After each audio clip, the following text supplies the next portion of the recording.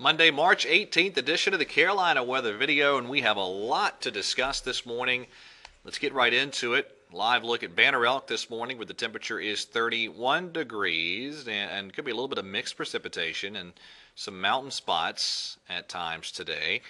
And one of the Carolina wedges, cold air damming configuration setting up. That's a look from the Greensboro Tower camera this morning. Some low clouds and fog settling in. Northeast winds at 12 miles an hour. The temperature only 37 degrees, and you can see that wedge of cooler air building into the region. It's only 42 in Charlotte, 38 in Raleigh, but still 60 in Charleston. As that wedge is settling into the interior parts of the Carolinas. Check out Stormcast today, and as you head into this afternoon, you can easily see that wedge in place. Columbia at 70, while Greensboro at 44 at 4 o'clock this afternoon. Typical with one of our wedge scenarios. And in the wedge areas, temperatures do not move much tonight.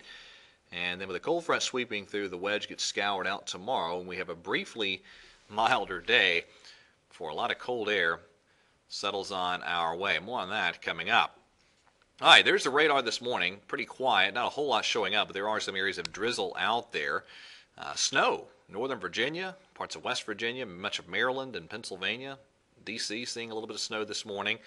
Arcing back from there, kind of a wintry mix retreating northward in parts of Ohio and Indiana. Then some heavy rain, southwestern Ohio, down through the Ohio River Valley area, and then down into Tennessee and Arkansas. Of showers, some embedded thunder and lightning there, and that is the area that's primed for a severe weather threat today in parts of the deep south. And I'll show you that convective outlook here in just a moment.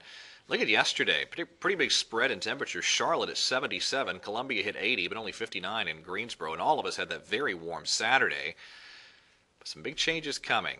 First of all, your wedge today, so we'll continue to see some clouds and showers and not much in the way of temperature movement. That cold front, though, will scour out the wedge tomorrow. It'll be a windy day, and I think a lot of us probably topping 60 for highs tomorrow before we begin to chill things down. All right, on to the modeling, and let me just say this. For those of you that are ready for spring warm weather to settle on in,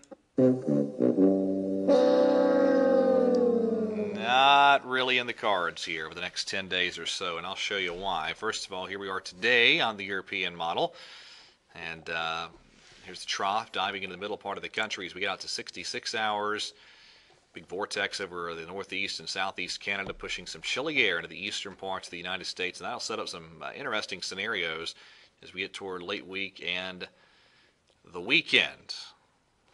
All right, so here we go today on the European model.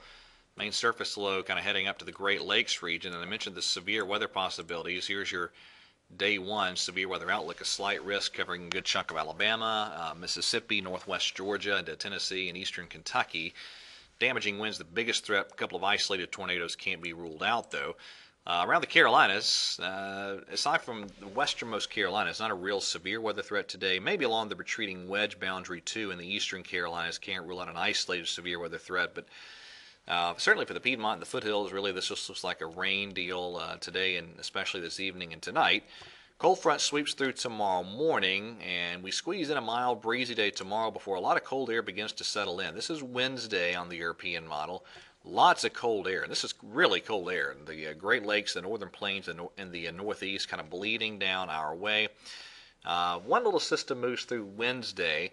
Can't rule out a sprinkle or a flurry with that, but it doesn't look like a big deal. But later in the week, that's when things get kind of interesting. This is the European model for Friday.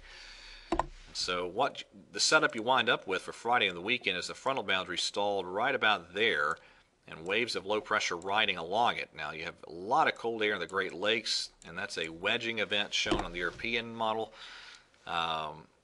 For Friday into Friday night. This is about sunset Friday evening, and then you get out to, well, I'm sorry, let me go back to that chart. So taking it at face value, in most spots, it's a chilly rain scenario, but you have to watch what's going on there in northern North Carolina with that scenario. Now on the Canadian, all right, this is Saturday morning, so the timing a little bit slower here on the Canadian model, but that's Saturday morning, and then 6 hours later, early Saturday afternoon. And when you look at the temperatures aloft, there's the 850 millibar temperatures, that freezing line up at 5,000 feet, dipping down close to Charlotte in the south of Raleigh. And so depending on what the lowest level temperatures were looking like, that could be some snow.